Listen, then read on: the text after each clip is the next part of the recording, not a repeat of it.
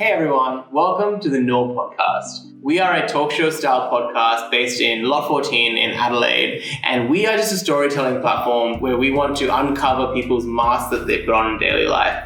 Come listen to us as we delve down into the stories of everyday people and talk about the accomplishments that they've had in their life. Let me introduce you to today's guest. My name is Riaz Esmailzadeh. I am a professor, a company director, an engineer, a researcher, a father, a Baha'i, a husband, and a son. So many aspects to my life. And for some reason, Bijin and Ali and Nemat and Mark thought that the story of my life is interesting. So for the next 1.5 hours, you just hear the story of my life, for what it's worth.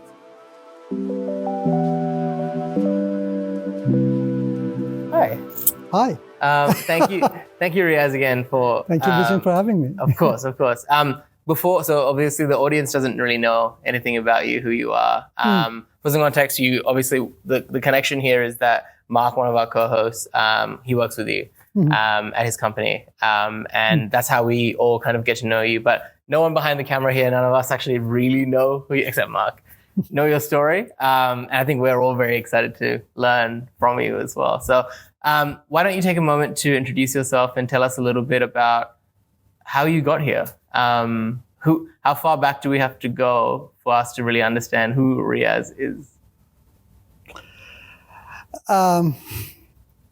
Right. Deep questions. Yeah, look, I'll start and you just basically cut me off whenever you think you have a question. And so I was born June of 1962. So this year, in fact, in a couple of weeks, I'll be 62 years old. Wow. So kind of the symmetry. I was born in a small town in Iran, a city called Rafsanjan, and basically lived my early years there throughout my high school. And I was born into a Baha'i family. Some of you know what Baha'i faith is. Baha'i faith is a minority religion in Iran. In fact, there's a religion that started in Iran in middle of 19th century. And I'm not going to go too much into issues related with faith, but the religion has been persecuted since its inception by the majority Shiite Islam that dominates Iran because they consider it as a heresy. And anyhow, but during the first, if you like, 16 years of my life, during the time of the Shah, the former regime of Iran, the persecution of Baha'is in Iran was not so overt. It was, of course, some problems, but after the revolution, clearly with the Islamic Republic, that persecution took very overt form, and not certainly for the first year or two, although there were a number of Baha'is who disappeared, were executed, etc. But for the majority of Baha'is, it was fine. I actually did get to go to university in 1979 to Shiraz University and started an electronics degree, engineering degree, majoring in communication. After a year, I was expelled because of my faith. And for the next 3 or 4 years, I lived in Iran, and eventually I decided to leave on the back of a motorbike. I escaped into Pakistan. Was that just by yourself? No, with a group of 7 guys, and we had paid money to some people, smugglers. So no, I didn't, kind of try to find my own way through the desert. So we were taken. We paid, I don't know, a few $1,000s to get across. I became a refugee at the age of 21. I lived in Pakistan for about 10 months until Australian government they had this humanitarian and refugee program that they accepted me, and I arrived in Adelaide on the 20th of September, 1984. Wow. So I'm coming to 40 years. And that kind of ends, if you like, the first chapter of my life. Yeah, wow. That's amazing. To break that down, I think one of the things that caught my attention is you obviously mentioned, and we won't go deep into faith or anything like that, but it's interesting to me how when you identified yourself as a Baha'i, Baha'i is a religion, not a culture. But I mean, to the West, it's always there's a difference there between religion and culture. But obviously, where I'm from in India, like being Christian in India is our culture. I see. You know what I mean? I feel like it's the same way there because being Baha'i might have so many cultural implications and things and that you identify yourself with, which I just thought was interesting because you don't normally, like, I don't know. I think, I'm not sure where I'm going with this, but no, a good point you raise, Vijay. I think there is probably a difference in the sense that, at the time of the Shah, there are various stats and all that between 1% and 3% of the population for Baha'is. Now, if you look at, for example, my own family, my father was an only child. His father had become a Baha'i. He had converted from Islam. And within his family, he had two brothers who were still Muslims. And in fact, to this day, the second cousins that I have on that side are, quite devout. I haven't been in touch with them for literally more than 41 years nearly. But we were on good terms. I would go and see them. They would come and, respect their grand uncle and my dad, who was their cousin. And so in many ways, I suspect, and I'm not quite familiar with Christians in India, I think it is that, it is a kind of a separate thing. It's not that within a family you have Hindus and Christians and, let's say, Muslims. You have, entire clans who are Christians, for example. So in that sense, it's different. Baha'is are a part of the society. And, it goes the same with my mother's side of the family. And there are people who have, cousins and uncles and grandparents, etc., who are Baha'is or are Baha'is. And so Baha'is are not so much separate in the sense from the society to have a different culture.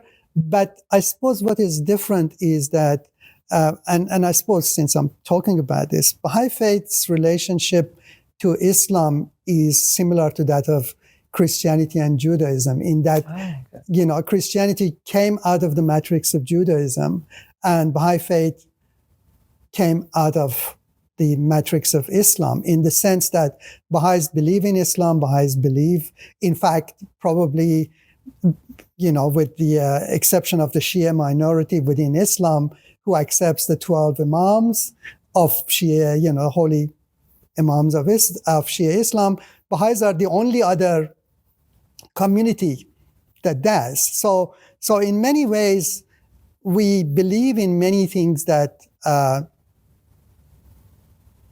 Muslims do believe, but in the sense what Baha'is believe is that God renews faith every now and then because the needs of society change.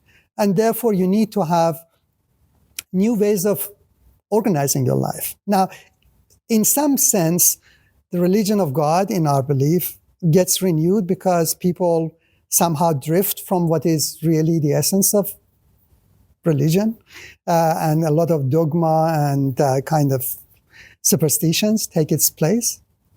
So every now and then, God sends a new messenger, Moses, Jesus, Muhammad, Baha'u'llah in our view, Buddha, etc. So humanity is guided, we believe, by God through these intermediaries. And so Baha'u'llah is in a way that, a newest chapter in religious history.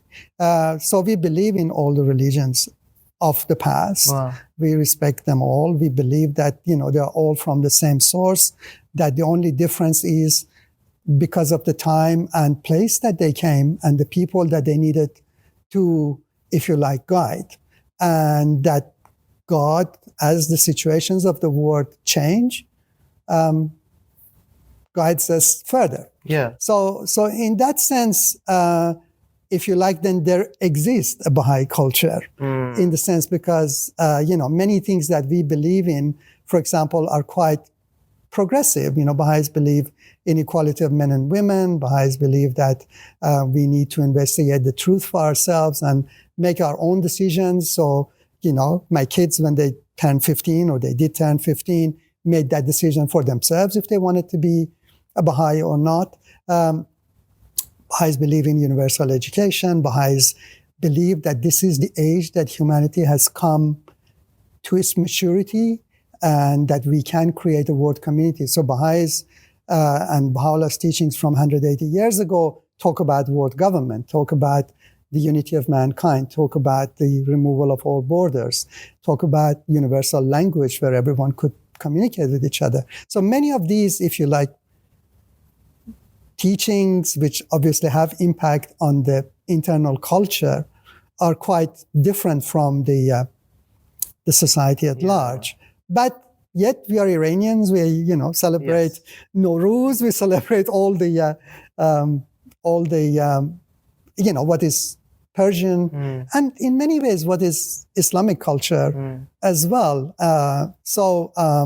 Yeah, thank you for delving into that. I think I know that when Mark mentioned you were Baha'i, I've never even heard of that word before. Mm-hmm. So and I'm sure that a lot of the audience is in the same boat where it's a very small percentage of a country. Of course, And so, but expanding on that, thank you for, I appreciate, because of course it is an important part of your identity. So to better understand who you are, we need to understand what that is. No, thank you. How was that experience traveling to Australia as a refugee?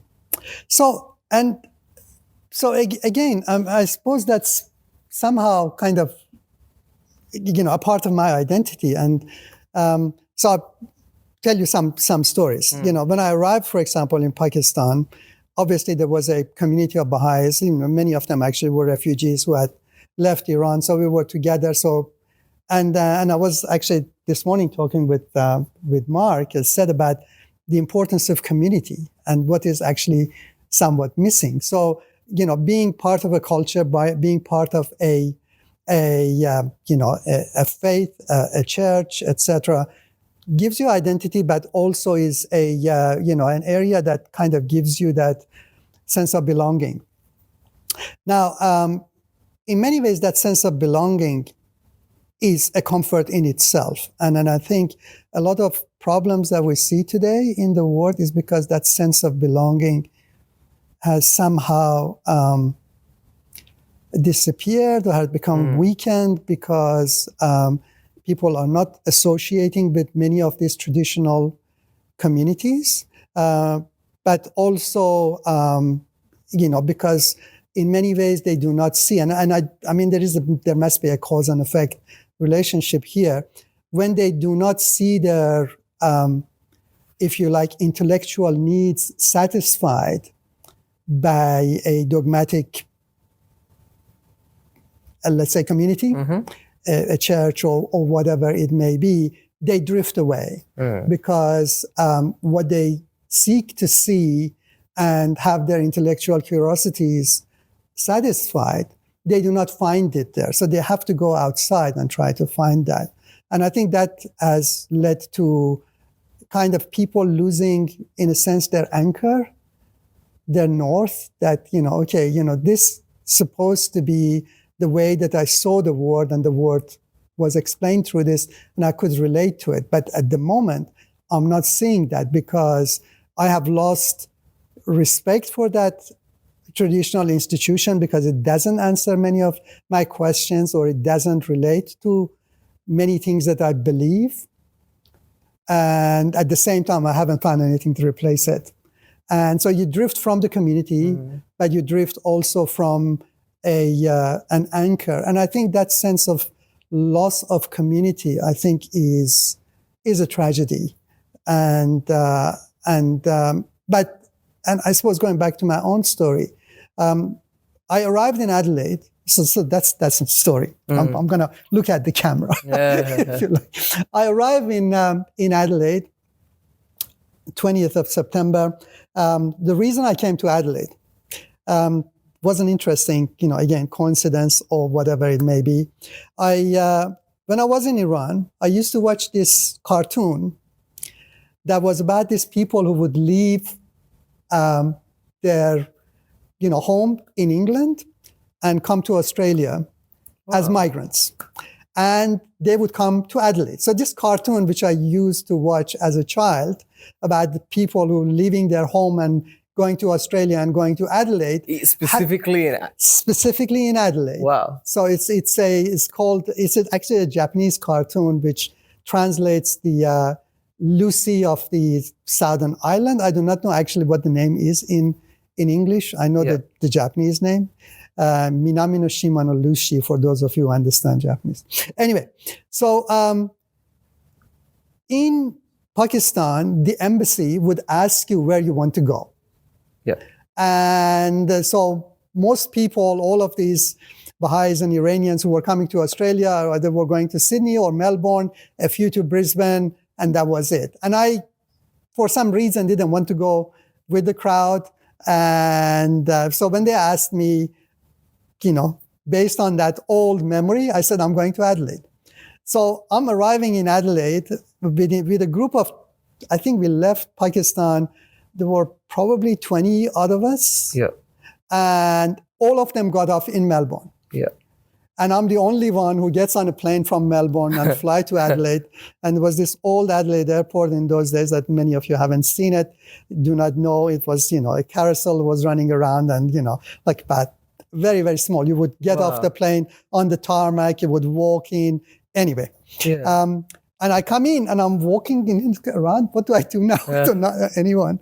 And an old lady approached me from behind. God bless her soul, a Mrs. Eshragian. And she comes to me, taps me on the shoulder and says, Riaz. And I kind of turn around and I saw this beautiful kind of almost, very luminous face almost. Wow. And she introduced herself as, I'm Mrs. Eshragian, I'm from the immigration, of course, all in Persian. And so I said to her, Allah Abha. And Allah Abha is a greeting that Baha'is use when they meet other Baha'is.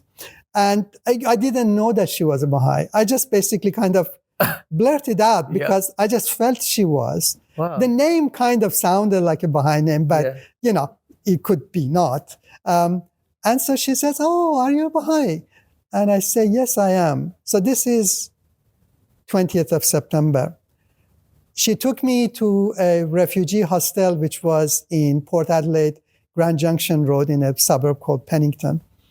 And literally that afternoon, a couple of youth showed up at my door and welcomed me. And these were Baha'is who were living in that community. And they are still my friends. They're still, my best friends. And so that was a sense of community. Amazing. I arrived into a community. I was never by myself. I mean, it's, I was 22 at the time. I could well imagine I could have gone anywhere. Yeah. But I came into a community that was my family away from home and also satisfied many of my mental and intellectual needs. And that has been the story, and I probably will tell a little bit more about that or other things. No, well, it's interesting. I mean, it goes back to what you said about the value of community. Yeah. That having that community there and that culture there was what enabled you to find that community wherever you went in the world. There's always going to be people like that. It's interesting that you said that people look outside of dogma because of their intellectual needs. I would almost say that could be true, I think, in some cases. For a lot of people, I feel the case might be that a Western world that promises freedom in contrast, religion and culture is not as free. A life within community is never going to be as free as a life by yourself. And I think that's one of the biggest reasons we face the loneliness epidemic in the West, is because what comes with individual freedom is, is loneliness. Whenever you interact with another human being, you risk being offended and you risk not getting your way. The most free you could be is by yourself. And I think at the end of the day, when you come to a realization that to be in a community, to be part of a culture, to be part of a religion, you have to sacrifice your freedom, I think that's what drives people away. And I think it's individual choice of, hey, I would rather be more free than with people. At least that's what I've seen. Not from a religious point of view, but definitely from a cultural point of view. That's what I've seen. The people that strive away are the people that feel trapped by a culture. Because of the strictures that it puts on you. And culture does, and religious does it. Religions do it as well, and probably even more so. But I don't think that's a bad thing. I think there's always this analogy of a wild horse will just roam aimlessly, but as soon as you put a leash or a harness around it, you can actually use it as a tool, and it can guide and add value to the world. Except that the human being doesn't want to. No. Exactly. Harnessed. Yeah. It's a loose analogy, but I think you get the point where it's you need a box to be put in. You need a little bit of restriction for you to actually use that box to accomplish something. And I think freedom is its own jail. I think an extent of it can be. What I actually used to, you introduced me as Professor Riaz. I used to be a professor at Carnegie Mellon University, and that story, I suppose, will come up soon enough. Used to tell my students this, that human beings, if you like physically, and if you like, we have evolved from primates. And primates are not particularly large animals. It could be quite small, but even with our size, we are not large enough to be safe just by ourselves. Now, a male lion could roam freely and individually and, just go and procreate when he needs to, but other than that, he could. But primates couldn't. Primates needed to be part of a crowd, because in crowds it was safety. You needed to be part of a community. And I think that's one aspect of our being. That's one side of our existence, that we need to be part of a crowd, because in that there is safety, in that there is comfort. Now, the other side of it was that, in many animal kingdoms, there is the alpha male who basically fights to mate with the females and, has multiple wives, so to speak. And that's the way the survival of the fittest and the strongest. Similarly exists to some extent in some primate societies, and I'm not by any way expert on that. I'm just, some observation, which may well be wrong, but still, I like the story. And part of being a professor is to tell stories, by the way, boys and girls. Anyway, so, but the other side of it is that we needed to leave our genes behind. And to do that, and I suppose as human society, and I suppose Homo sapiens became more and more sophisticated, was to be different. Either you are the funniest, or you're the fastest, or the strongest, or, better with your hands, or somehow a better lover, or whatever the reason may be. Somehow you needed to stand out, because, if you won't, then you didn't leave your genes behind, and basically, so there is these two sides. You need to be part of a crowd, but you also need to stand out somehow, right?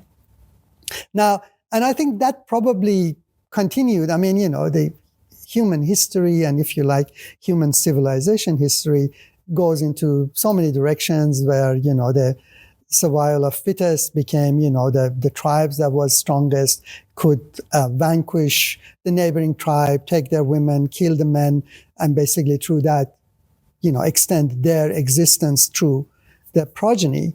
But I think probably in this day and age, and probably the last century, perhaps, we can be an individual. We really do not need to be part of the crowd because we are reasonably safe and secure, especially if you look at the advanced societies of the world. And then, that side of, I do not need the crowd and need to stand out. And yes, it's just too much trouble to be part of a crowd, probably has become more and more prominent. But at the same time, because we are denying that side of ours that really wants to belong to a community, wants to be with people, and now finds its, if you like, expression in online communities, which are not the same because you do not have the warmth of, another human being next to you. I think it's leading to a lot of mental disease and depression and so on. I very much agree with you. I have hope though. I think the human race, what stood us apart from the rest of the species on this planet is our adaptability. What we are very good at doing is realizing and recognizing a problem and then changing. This issue of mental health and this online presence, and like you said, an online community does not replace a real community. We are realizing this, and we are realizing that this is the root of our depression, our anxiety as a mass epidemic. But I have faith that I have hope that we will change. I mean, if you look at even from our local standpoint, look at South Australia and the new legislation about banning social media for under 14-year-olds. Like, it is change. People are recognizing this. And I think we have hit the bottom, and I think we're on our way out. I really hope so. I have 3 sons who are in that age bracket, obviously. One friend of Oscar, the person you interviewed last week, and my 2 other sons who are, this year, 18, 21, and 24. They are really in that bracket that, kind of torn apart between that 2 sides of their being. Yeah. And look, it is probably the scariest, from a parent's point of view, to see, the problems that this has given rise to. But I think even if some of the things that give me hope is even if you look at technology, things aren't just getting bigger and brighter anymore. I mean, if you look at phone sizes over the years, there was a point where we hit massive phone sizes, but now we're starting to shrink. People are like, hey, we don't actually need this anymore. In fact, I don't know if you know, but Nokia recently re-released the phone that they released in the year 2000. It has only SMS and text and an upgraded camera, no apps. Yeah. And so why would they I do not know how many it's selling though, but no. But I think there is starting to be, and the more you'd be surprised by the number of young people I've met that don't have social media. That I've met even some people that don't have a phone. They don't have a smartphone. They just use an old phone. Because I've had stories of, I had a friend who came from Newcastle for his job here, and he came to meet me, and I'm like, I gave him an address of a hotel to come meet at because we were going to get a beer together. And he's like, oh, this is going to be a bit of a struggle because I don't have a map. I can't put directions in. I don't have a smartphone. And so he had to, he looked it up on his laptop and then memorized the route and then figured out how to come here. But look, and what happened, his story was that he went through a mental crisis, realized that phones and social media was the depression, and took action. He got rid of his phone. And he's so much happier. I could well imagine, it's, anyway, that's another long story. But the sense of community, I think, certainly has been prominent in my life. And I've been lucky with that because literally I lived, away from my family since 1983. I was, when I came here, again, community existed. And I didn't see, for example, my parents for 13 years, 14 years nearly, my, sister for 11 years. So it was, thankfully, perhaps, that, the social media and all of those things didn't exist. We used to write letters and send each other pictures that we would actually see and treasure. And nowadays, obviously, almost every day I speak with my son who's studying in Pittsburgh, and, by Zoom or, WhatsApp or whatever. And we see each other. But I think when you actually try to write and put, pen to paper, I think you use different side of your brain. You need to think a little bit more deeply. There is, I don't know if you've heard of this System 1 and System 2. No, I haven't. Thinking Fast and Slow. Have you heard of that? Yes, I've read the book. Yeah. Sorry. So that's System 1 and System 2. System 2 obviously sits at the back, but it's a lot more reflective and kind of is a lot more, tries to think more deeply. Even to the case of, we'll get back to your story, but it's such an interesting conversation. Even to the case of like now with AI and generative text, even writing is getting easier. Too easy. Like I know. I got into a habit of writing, a little bit of a personal story, but I got into a habit of using AI to write so many things, especially the GPT-4 model. It's so good that I started using it more and more and more. And then it got to, I think it got to Valentine's Day this year. I think it was my girlfriend's anniversary last year, which was in September. I sat down and I'm like, okay, I need to write something. Myself. And I couldn't. It took me so long to almost ignore the temptation of having it there. Like I could just do it in 10 seconds, I can get it. Yeah. She would never know. But you couldn't say you haven't written it. No, exactly. But that's the thing. But it gets even more dangerous now with Right. We're using it less and less of our brains as we go. It's kind of scary. Anyway, I don't want to go off a tangent. We left off your story when you got to Adelaide, and this was how old were you at this point? I was 22. 22. So and you were turning 62 now. So we haven't even got 1/3 of the way through. It's a whole lot more to go through. So what was your next steps after getting here? That Mrs. Esmailzadeh that I told you about, his son was a certain Dr. Kamran Esmailzadeh, who's actually quite famous in VLSI design. I don't know, you did, have you done electronics engineering or? I did mechatronics. Mechatronics. So mostly mechanical. So those who are electronics engineers know about VLSI, very large scale integration, the old IC chips and all that. So Kamran was a lecturer at the time at Adelaide University. And so literally 2-3 days after my arrival here, Mrs. Esmailzadeh took me to meet Kamran. Kamran looked at because I had done 1 year of university in Iran before being expelled. So Kamran looked at my record and he said, you're the term that he used, fair or not. He said, you are a distinction student. You should go and start from second year. So literally this was September. I started with my university studies from February of 1985. Did my degree in 3 years.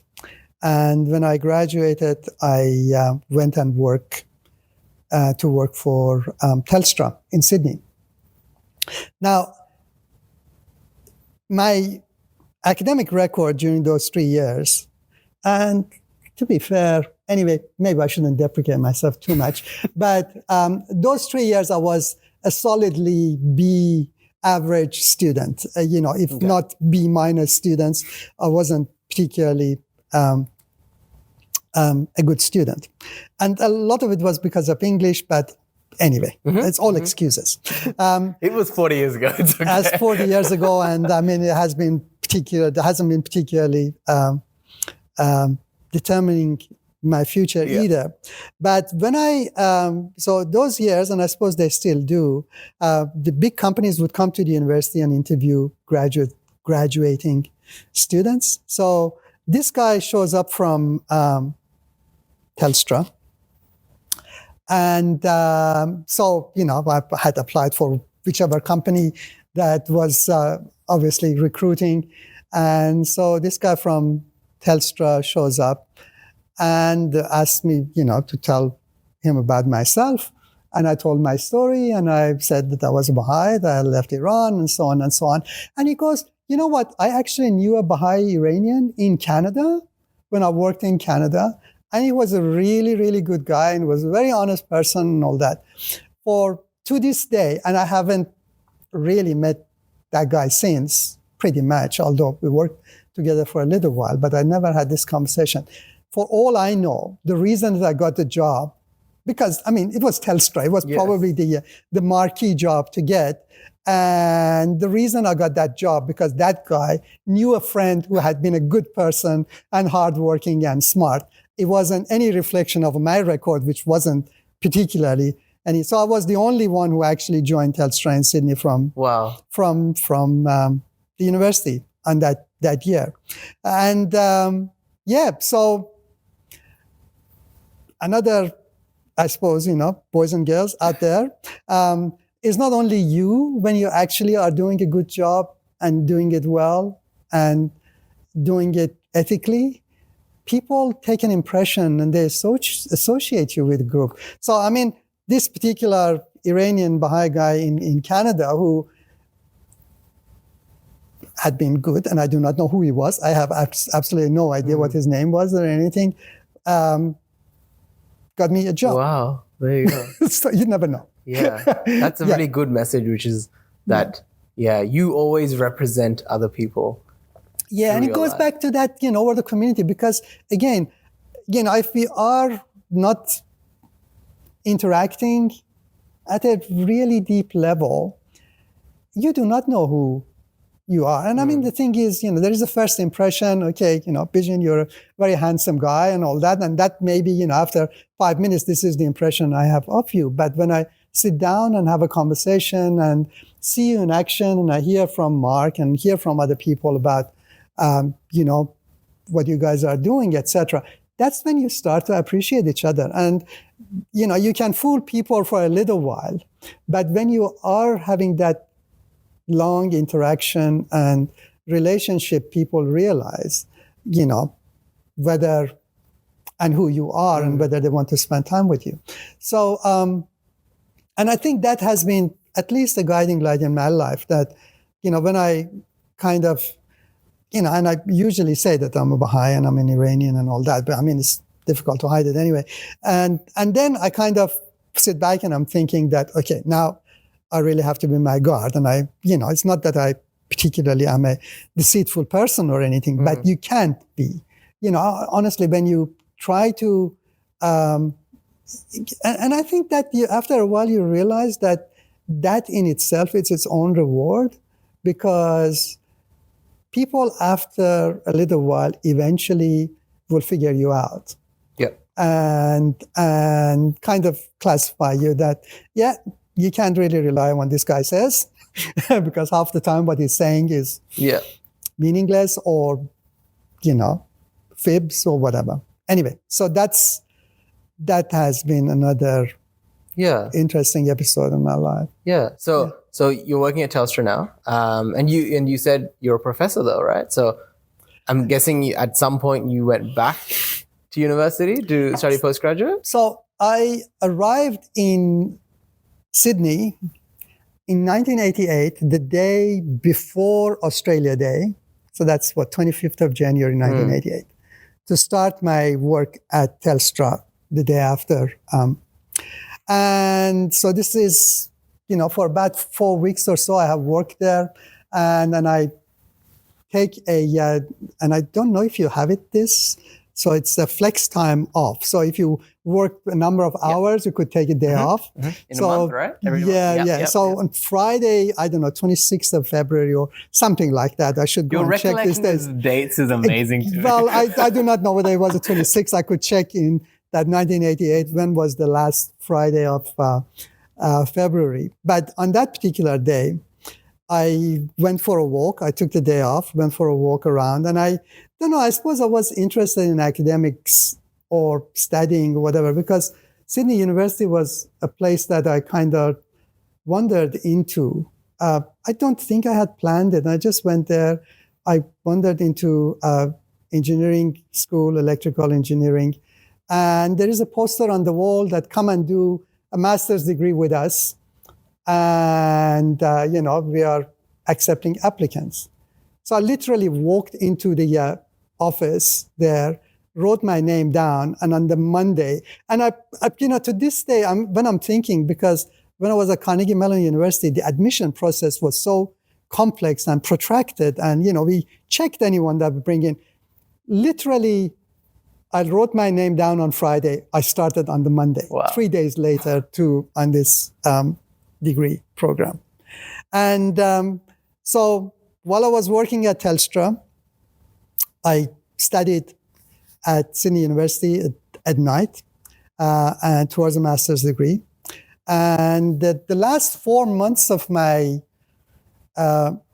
study, I needed to write a thesis. So I talked with my boss at Telstra, and I said, I'm in the research group, and why don't I go and do research with this professor, Professor Branka Vucetic. I hope she's well and alive.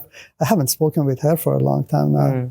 And so Branka was doing some research, and of course I was still in telecom domain, and she was working on satellite communication, which was part of what Telstra did. So we made this arrangement that I would spend 4 days of my working day at university and 1 day at work, and I would basically research on a particular topic. And those days, Telstra was a government organization. They were pretty relaxed with people, going on their whims.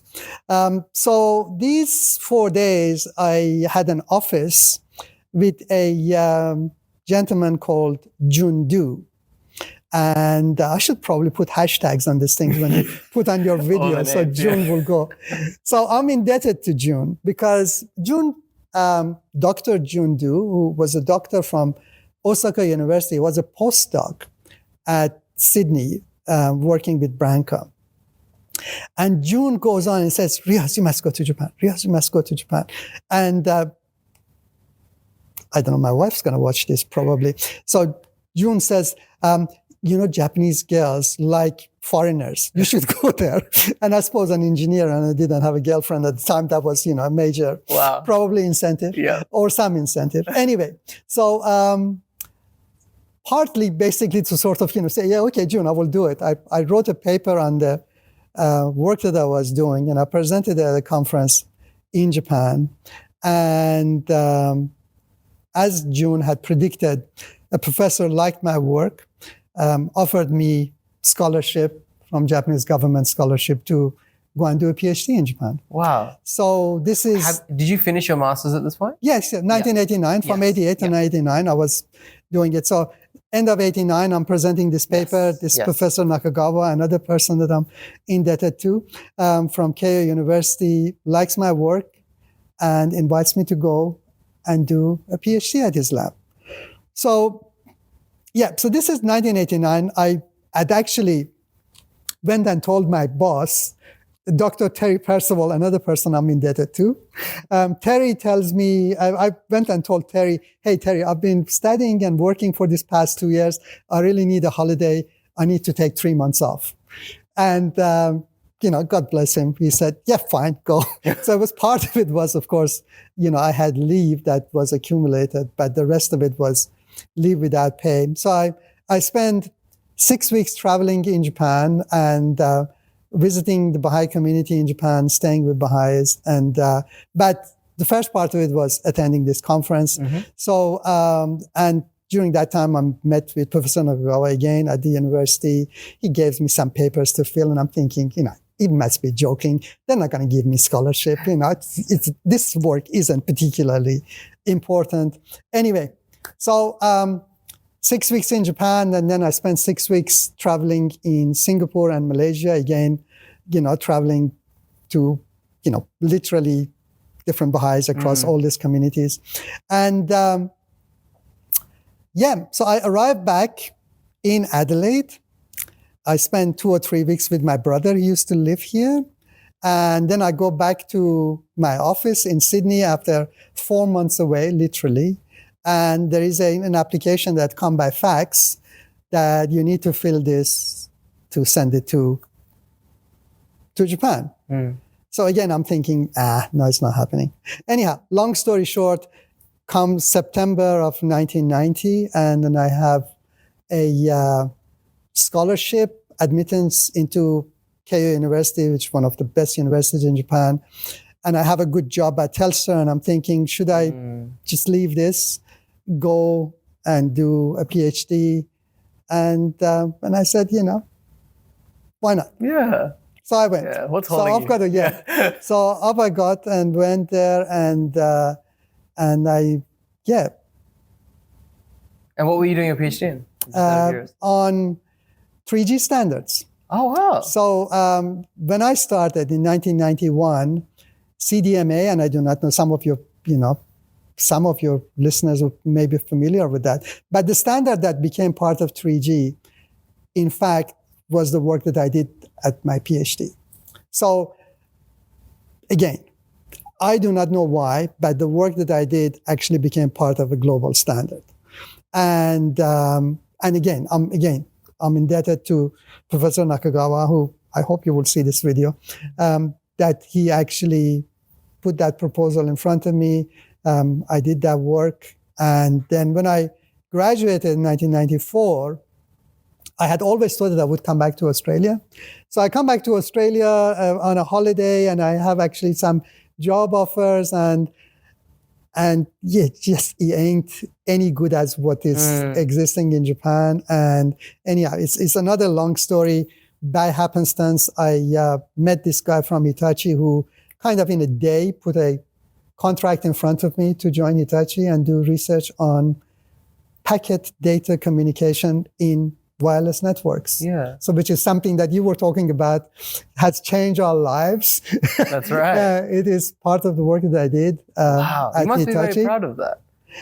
You go by every day and you know that everything is, you contributed at some So like, level look, to that. I have 20 odd patents that a number of them sit, or technologies that your phone uses. Wow. And must be in there because they're standard blocking.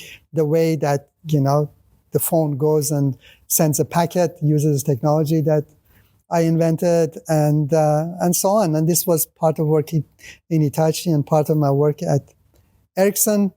And Wow. it's I don't think I'm particularly smart, but I was lucky to be at the right place at the right time. And I genuinely say that I'm not being falsely modest. Is just that, had I been working for Telstra, I would never have had the opportunity to work in those kind of problems. Because when you're working that kind of problems, if you're smart enough, you come up with good solutions. And that's what happened. Yeah. So, and that's what happened. So I do want to ask, because we're around Japan a lot, and I'm sure we'll get to this at some point. I don't want you to miss it though. Are you going to tell us at all how you met your wife? Because I'm sure this is at some point here, because I know she's Japanese. So. Right, yeah. So I met her the very first day I was in Tokyo area. Oh, now wow. she's going to hate me for the story I'm going to tell, because my kids, whenever they hear this story, they groan. And, it's partly true. It's not, absolutely 100%. So I met Izumi, my wife, the very first day I was in Tokyo area. So when I was living in Sydney, a Japanese Baha'i by name of Seizo was visiting Sydney, and he stayed with us. So I told him when I'm coming to Japan in about 3-4 months' time, I'm going to come. And he said, yeah, come and stay. So I was staying with Seizo at his home. And so I arrived in Osaka. The friend, and this is another person in my life that I love very much, a guy called Brenton Edwards, who's you should actually probably have in this chair someday, because he has a very interesting story to tell as well. He's a photographer. He's a really a media specialist. Anyhow, so Brenton was one of those two guys who visited me at the hostel on that 20th September 1984, one of those two Baha'i friends. And Brenton was traveling in Osaka. So when I arrive in Osaka, he actually comes to the airport, picks me up. That very first day, 29th of November, 1989. So I remember that day. We go and it's just wonderful. And then he was staying with some Japanese family who were exchange students, had stayed with him. And I spent my first night in Japan in this tatami room. You know, tatami rooms, they kind of made of, I think, rice stems. You know, you've probably seen them in the movies. Maybe, yeah. Yeah, with the screens which are made of paper and all that. Yes. So I spent my first night in one of those rooms. It's just like experience out of a samurai movie. So anyway, from Osaka, I went to Nagoya. I presented my paper. That's where I met Professor Nagawa. And then from there, I went to Tokyo area. So I arrived at this station in the morning, and Seizo comes to pick me up. And they were having a Baha'i youth gathering. And Izumi was in that meeting. So I actually saw her the very first day I was in Tokyo. I'm a bit confused. So you said your wife is Japanese, yes. But Baha'i is an Iranian religion. Baha'i is a global religion. Oh, it's a global religion? Of course, yeah. I mean, you're probably familiar with the Lotus Temple in India. Oh. Do you know? I know. Is it in North India? It's in Delhi. You've seen the picture of a lotus flower? It sounds familiar, yeah. Yeah. So that's, there are more Indian Baha'is than there are Iranian Baha'is, in fact. Sure, population, right? But it just started in Iran. It started in Iran. But, the Baha'is have been in Japan for 100 years. Yeah. Baha'i faith has been in South Australia. In fact, last year was the 100th anniversary of the first Baha'i in South Australia. So, for the majority of its part, when I came here, I was one of about 10 Iranian Baha'is, and the rest of the community were Australians and Indians and whoever. Anyway, so I met her at Seizo's place, and we knew each other. And then, after a year, I went back to study, and I knew Izumi for all of these years, but we started going out in 1999. So my take is that for me it was love at first sight. It took her 10 years to fall in love with me, but she doesn't agree with that story, but still, anyway, never mind. That's when I met Izumi. And then when I went back to study, of course, we were in, youth in the same community, and we knew each other. And so you met her when you went to do your master's? When I went to present my paper in Japan. Yeah, right. Before I went to do my PhD. Yeah. So when you came back, was that a deciding factor at all to go back to? I'd like to say yes, right? Absolutely. Not really, no.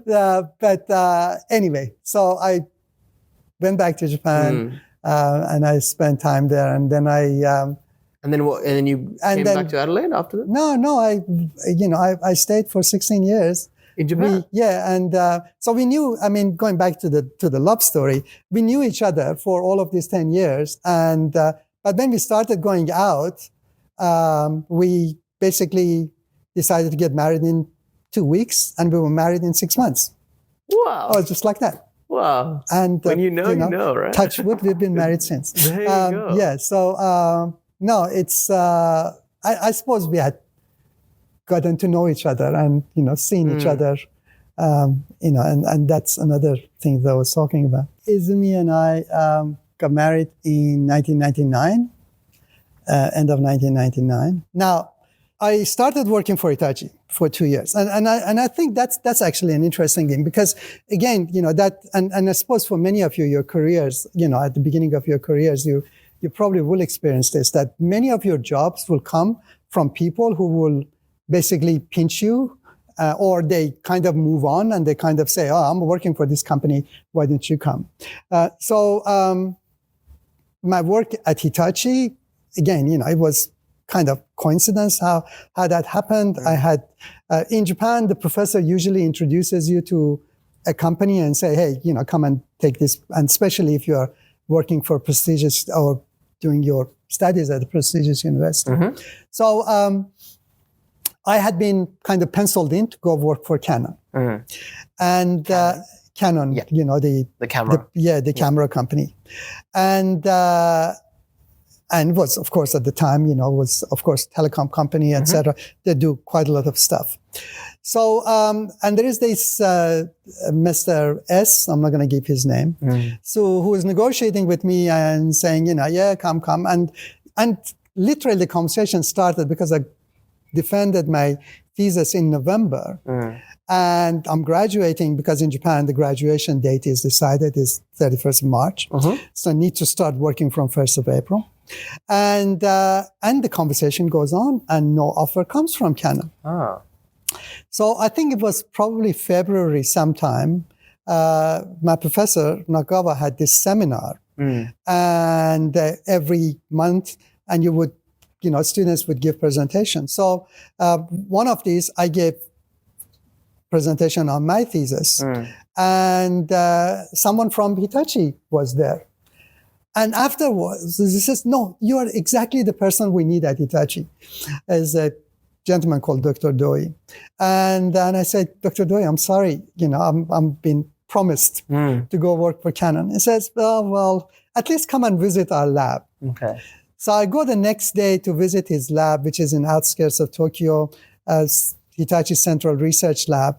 And the founder of Hitachi built this in the middle of a forest because he wanted this research center to be separate from all the noise of the town. So literally there is a buffer of 200 meters from the buildings. You're in the middle of a forest. No noise basically comes through.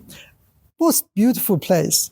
And I'm gone there. And, the research that he wants me to do is obviously just continuation of the work that I had done and everything. And I'm thinking, I wish I wasn't going to go work for Canon. And so I come back and I call this Dr. S and I say, hey, Dr. S, make your decisions. It's been like about 4 months since we've been going through this. And he says, yeah, okay, wait for me and I'll get back to you. And in about an hour, he calls back and says, I'm so sorry. I must apologize and all that. And I cannot get this through because they don't want to have a foreigner and all that. And I'm on this other side of the phone going, yes!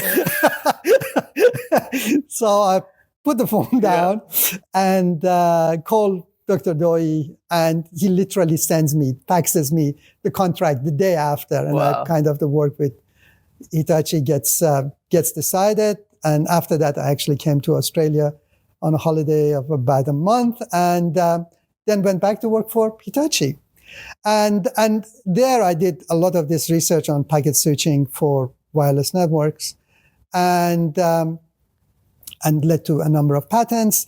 But there was, so the reason Hitachi could do this because they had this program for foreign researchers.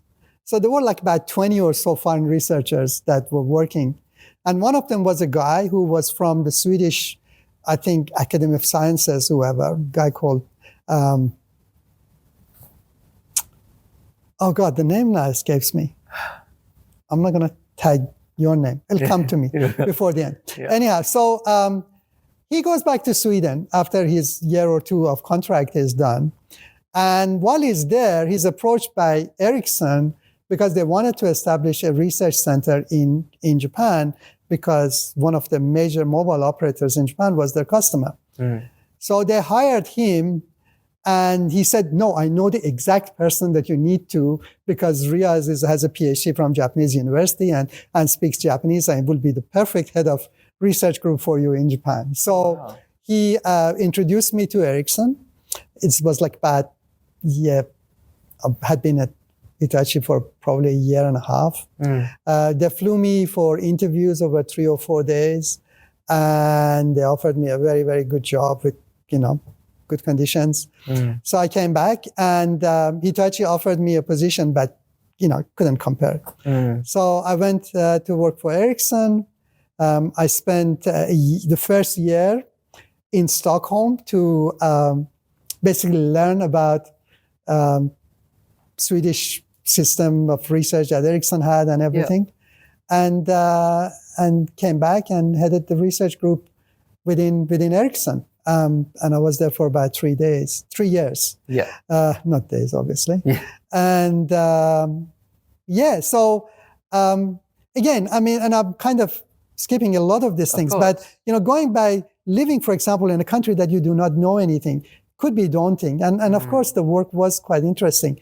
But I had, the sense that there was a community. And in fact, from the day that I arrived, literally a day or two after I arrived, I had friends and family, if you like, in Sweden, through the Baha'i community. And the apartment that they had given me was most beautiful 120 square meter apartment in a beautiful old building, panel woods and all that. And it was like about 10, 15 minutes walking from the palace. It was just gorgeous in the middle of, and Stockholm, if anyone of you have the chance, and I know Oscar is going to Stockholm, my son was there last year, is the most beautiful city, I think, in the world by far. I mean, Adelaide is pretty good, but Stockholm is really, really gorgeous. So I spent a year there and most wonderful.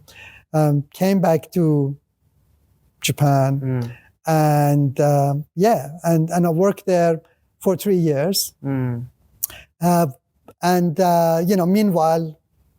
the romance and etc. came to fruition, and I got married while I was still with Ericsson.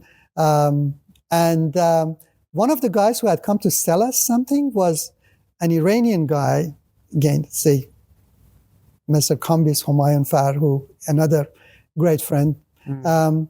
He wanted to sell us some software. We didn't buy that software, but I got to know him. And then I think I got married, as I said, in December. I kind of met with him in November and then December and January, and he convinced me to jump from Ericsson and join his startup. And so a company called Genista. So I left Ericsson in May of 2000 and to go and basically start something new. Now, another lesson from my life. This, about the dot-com bubble.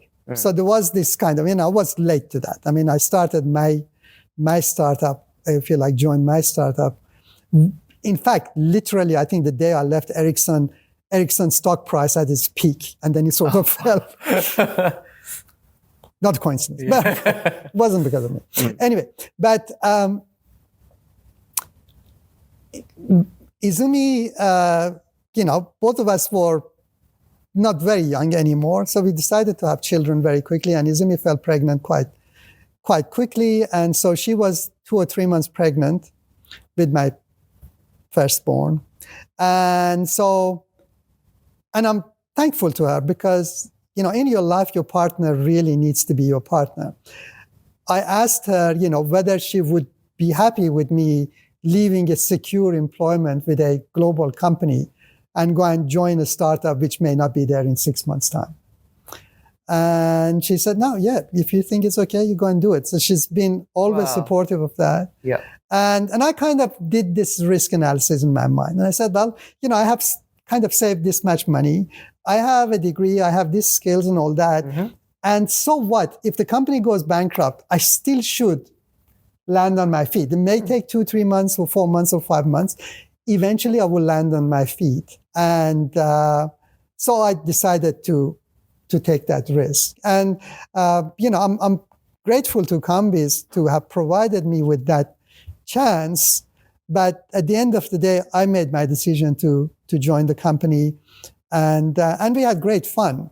We did a lot of technology development, which was way ahead of its day.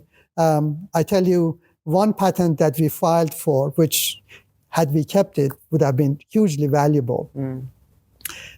Most of you, when you use your YouTube, you have this, possibility to change, whether you go to HD or you get it at, 100 or whatever, 256 kilobit per second, etc. That kind of sliding that you can have video different quality. That's my invention. What? That's my invention. I applied for a patent that would allow you to change the quality of streaming video, audio, and sound in 2001. Wow. And unfortunately, because the company went bankrupt, that patent got destroyed. But, again, when you are in the right place, we were working, our software was about management of quality of streaming. And therefore, this is, obviously clear. If you are managing quality control or you're controlling quality, if you're in that domain, coming with that idea is, simple. Yeah. But if you're working for, I don't know, something else, obviously, or you're working at university, you won't get those chances. So within any domain that you are, I think you will see that these kind of opportunities present themselves. And because you are in that domain and you're dealing with something that is very specific, your ideas are quite likely to be patentable. So, when I was at Genista, we probably applied for 15, 20 patents, none of which survived because we raised about $10 million in $10 million US dollars in venture capital, which we burned through. The ideas that we had got incorporated into phones, into YouTube, et cetera. But 10 years down the track, we never survived that. And so come May of 2002, 2 years almost to the day, I was out of a job. As, I kind of thought the risk. So what you do, you always need to have mentors. So Professor Nakagawa, who was, my professor, had guided me through my PhD. I had continued my relationship while I was with Hitachi, while I was with Ericsson, while I was at Genista.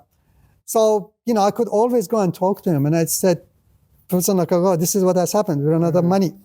And he said, well, I have this project with NTT Docomo. NTT Docomo is like the Telstra of Japan, for those of you who do not know. And he said, we have this 4G project that, Docomo has given us a lot of money. We need somebody to manage it. Why don't you come back to university?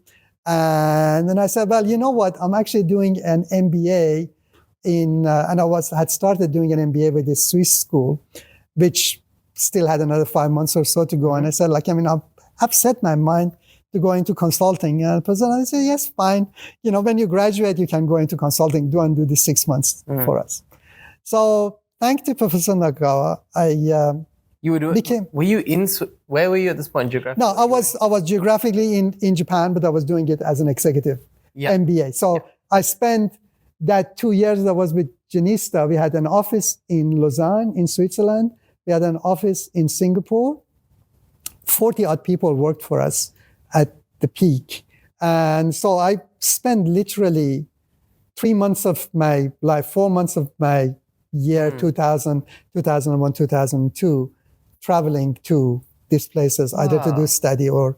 So my wife was very patient. It's sort of, my son was born in October and, she basically took care of him herself by most of the time. Anyway, so and that's, I used to say to my students that I'm an accidental professor.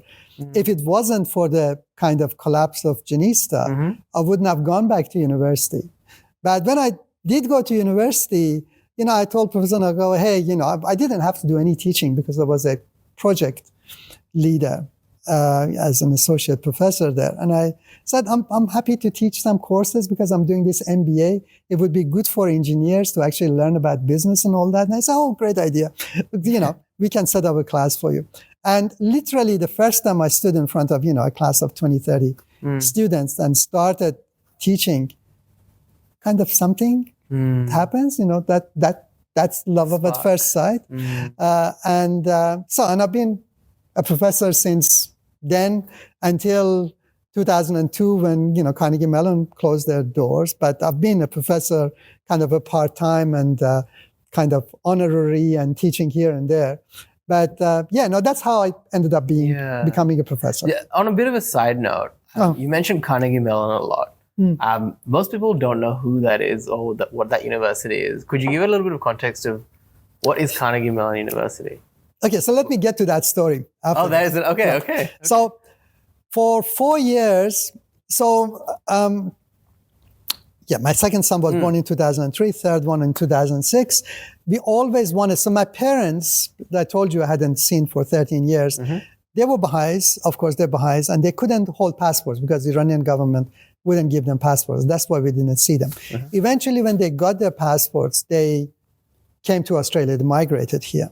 My brother had come out of Iran a year after me, and he ended up coming to Adelaide, and he was based here. And my sister, when she left 11 years later, she also ended up here as well. And so Adelaide was really home away from home.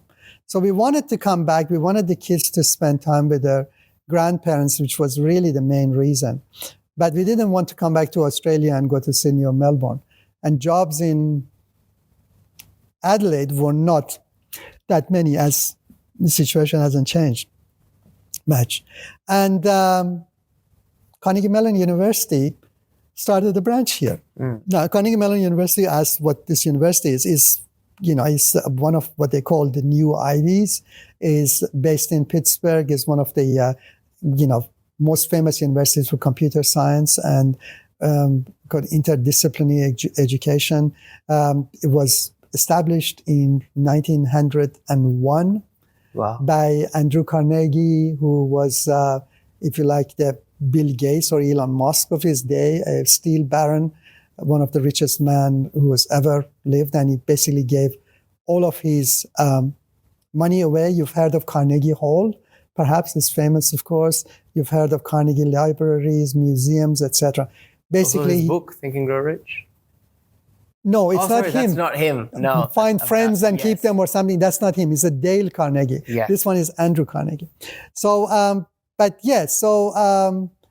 they were approached by the state government because the state government wanted to make Adelaide into a university. So that was part of the strategy of RAN government. In fact, the strategy that him and the foreign minister, Alexander Downer, came up with. And so they invited Carnegie Mellon here, and my brother-in-law was working for Study Adelaide and told me, Riaz, hey, by the way, this university is coming. So I basically called the lady who was, the head of school here, and I said, hey, this is me, this is what I've done, and I want to come and work for Carnegie Mellon. She said, send me your resume. And she looked at it and said, yeah, you're the perfect person for us. Come over. Wow, there you go. So that's how it happened. And we came back to work here. And you, your wife, and the kids all came? Yeah, 5 of us migrated back. How was it coming to Adelaide after all that time? Did anything change? Well, look, it's not that I wasn't visiting. I would visit once a year, twice a year at times. So I knew about Adelaide. But coming back and living here for the kids who didn't know English and all that, and finding their feet, etc., was somewhat of a challenge. How old were they when they got here? Well, almost 6, 3, and 0. Yeah. Yes, that's right. 2 months when you left. Yeah. So no, and it was, literally the past 20 years of my life in working for Keio University and Carnegie Mellon. That was the best job that I had. Before that, I used to say, the longest I had been was with Ericsson for 4 years. And with CMU, I was there for 2006 to 16 and a half years. Wow. And I always thought that I would work there for another 16 years, but, glass is half full. Yeah. They left, and that's what we did. But I suppose, again, life puts you things in your life. And I haven't talked about how I joined Mark's company. Mark, which is what you do now. Which I do now. Yeah. Mark and Michelle, the founders of IoT Consultants, they had a project with my students. And that's another thing that I did, because I wanted my students to contribute to the community, but also to become known, because most of these foreign students never had the experience of being in Adelaide. And if they wanted to find a job, it would be difficult without having a data point. So I said, the more projects you do with local companies, the more people know you, and the bigger your chance of finding a job. So a group of my students did a project with Mark and Michelle. And so I got to know them. And then a year later, in fact, literally a year later, Mark reached out and he said, well, need to hear your advice about what we are doing. So I said, well, since I stopped with CMU, I was doing a bit of consulting, and I said, well, I can come and work for you a week, and you don't need to pay me, but, I take equity in your company. And they were happy with that. And I came after about a month. I said, well, you guys have something really good, so I should really join you, and you really need a CEO. So basically, I appointed myself. Wow. And Mark and Michelle basically said, yeah, sure, fine, which is really nice of them. But anyway, so it's, and that's been a new challenge. Yeah. I've never had to really sell anything as such, because I was mostly a researcher or an academic. But it's been quite an experience, I think. And I do not know, you could interview Mark separately and he could tell you probably something. But no, wow. It's been amazing. pleasure. What a story to share. That's amazing to see. And look, I think you've shared so many different parts of your life there. And you've also shared a lot of nuggets of wisdom along the way as well. I want to ask a more direct question, which was, what's something that's difficult that because you shared a lot of positive things that have happened in your life, and life has its ups and downs always. And we were getting into this question more and more with guests, what's something difficult that you've experienced in your life, and what were the lessons that you learned from that?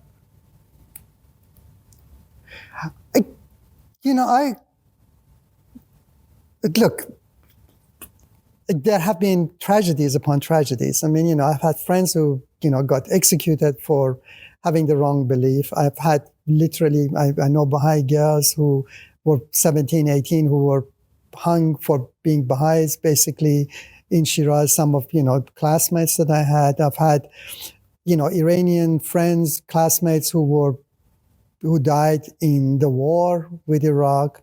I've had my uncle got executed because he was a Baha'i. All of these things you can look at, and is tragedy, I think.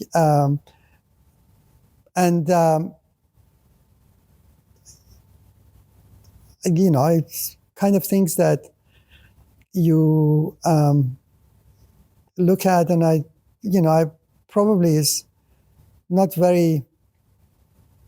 I do not know. I mean, my life has had, I think, its fair share of tragedies.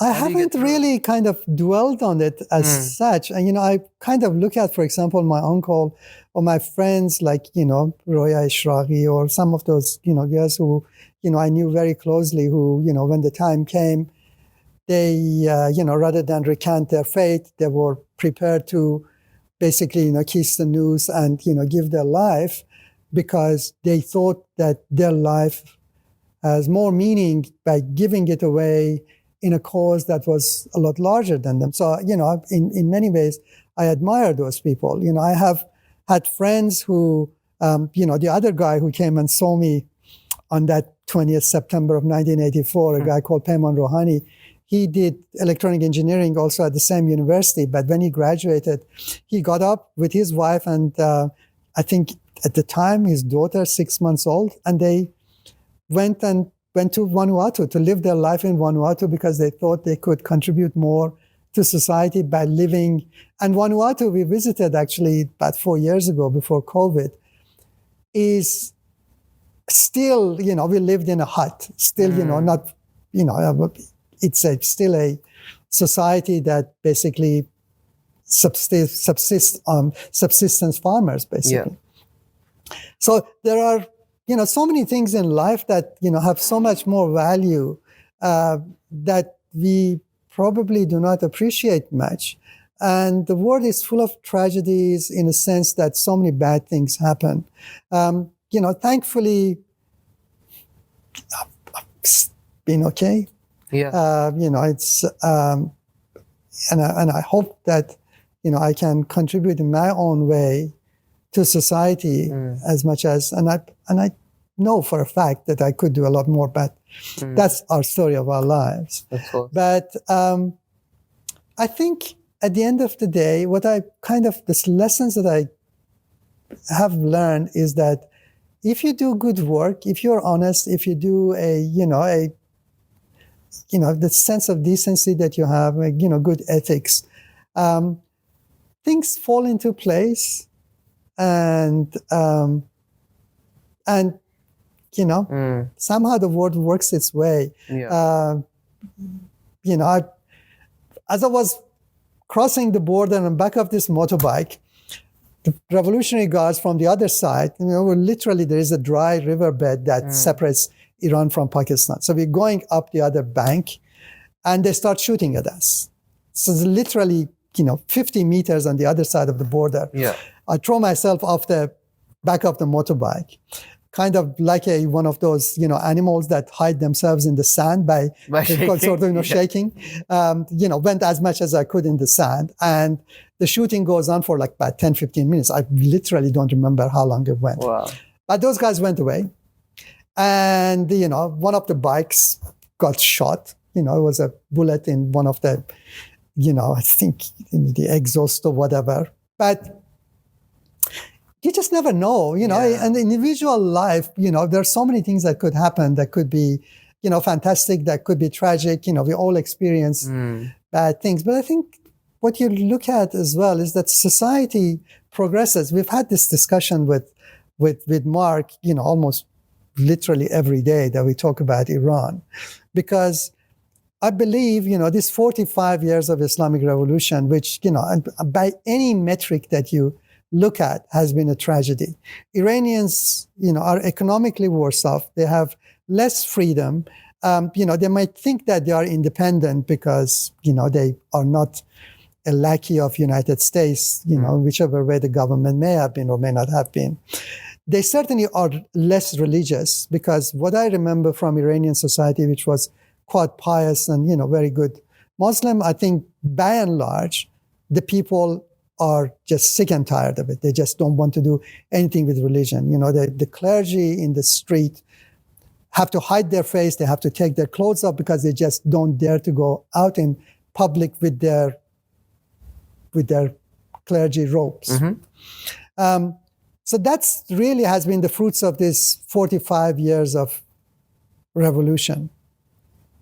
It's been a tragedy for countless number of people who, Mark here hasn't seen his family for years, has had to live away. All of us, we are refugees in a foreign land. I haven't seen my hometown for 41 years nearly, and et cetera, et cetera. But I think the society has grown. I think the society has, Iranian society at large has progressed so much. So while it has been an individual level tragedy, countless tragedies, I think what we have, at least happening in Iran, I think has brought the society forward for ages. How do you individually find happiness through all this tragedy? Throughout your life, what have you learned about yourself? How do you stay positive? Look, there is day after day, you have to just get up and go and do things sometimes, and life can get you down. And, there are episodes in my life that I've had, for a few months, I've been hugely depressed. But I think one factor that certainly in my life has been, is that sense of community. So I have been away from family, and literally, this past 16 years, obviously, I've been here 17 years, 18 years now almost. But everywhere else, there have been that support. And I think that's probably what happens. We were talking at the beginning about this lack of community and being an individual because you don't want to be with those strictures. But the thing is, we are human beings, and there is comfort in that being part of a community. Now, that community obviously protects you. It's like, if you like, a fort within which you are, you are secure, right? But at the same time, it needs to nurture you. It needs to also answer your deepest questions about life, about society, about how the community should work, how you deal with other people, for example, etc. And that's really what eventually you need to be intellectually satisfied as well as emotionally satisfied with your community. And I think for me, really, if you like, salvation has been, always going back to that well, that even at the times that I was hugely depressed because of the things that were happening in my personal life. And there was always the sense that I could get up in the morning and there would be people who would support me, that I could go and talk to, that, if I got sick and I wasn't well, somebody would come and take care of me. And I think loss of that is hugely tragic. For people who do not have or have somehow abandoned that safety, I think they suffer. And they suffer unduly, I think. Yeah. So for me personally, the joy has been, and obviously, I have my own family and I have, those relationships, friends, etc., which unfortunately I do not see, enough of them. But that has been certainly for me a big source of joy. Well, it's been amazing having you here. I think I've learned, the one thing, you've shared your life story, which has been so fulfilling and deep. And your character, I see in every decision that you make, is you make the most out of every situation you're in. And I think that's the one thing I've probably learned the most. The one consistent thing, wherever you were, whether you were here in Adelaide for the first time or you were in Japan or you came back here, you didn't always plan ahead. You just make the most of your present. And that's really insightful. Somehow good things happen to you. I think we all come across opportunities, but I was at and I suppose, just again, for many of you, I was at an event in Japan. There was, the Aussie community, the Australian community, sometimes through the embassy, etc., would have these events that you would go. And for example, there was this guy who was talking to people about how do you go for, prepare for your interview, know who you are interviewing, what their background is, that you can actually talk to them. And I absolutely agree with that. I think that's very true. But at the end of the day, the guy who interviewed me, or, in many ways, they look at who you are, they look into your eyes, and they want to see what you can contribute and also what you have achieved in your life. So I think that's an important aspect of, what you guys do. And I think that's trying to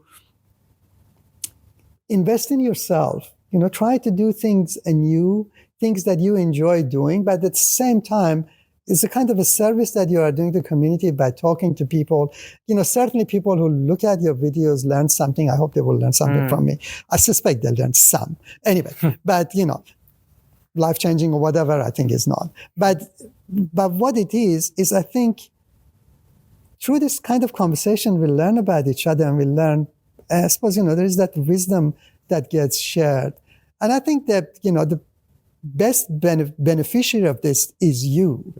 I think, this, that the conversations you have. And I think the number of people that you have interviewed over the years and stories that you have heard, I'm sure has added a lot to your knowledge, to your wisdom. And I think that's important. I think that's really valuable. And if you've done good work and you continue doing good work, world is full of opportunities. I do not know what happens. I was telling Mark the other day that, when Steve Jobs died, I kind of thought intuitively that Steve Jobs would have liked their iPhones to be just purely in this form, with no cover, no kind of, sticking on things so the screen doesn't get damaged. This is beautiful, unit as it is. So I took everything off. And literally a week or two after I received a phone call, many of you do not remember this, there was a big patent fight between Ericsson and Samsung. And So a lawyer that was representing Apple called me out of blue. I really do not know how they found my name, say through search, whatever. And, I had done throughout my life all of these patents that I had written, all of these patents I had edited. I knew about 3G, 4G technology, and I was the perfect fit for them.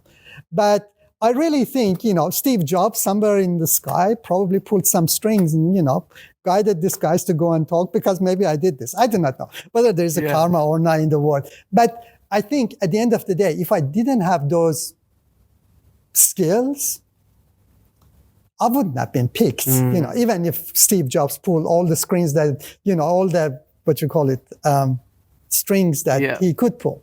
But look, I think at the end of the day, people are repositories of knowledge and wisdom.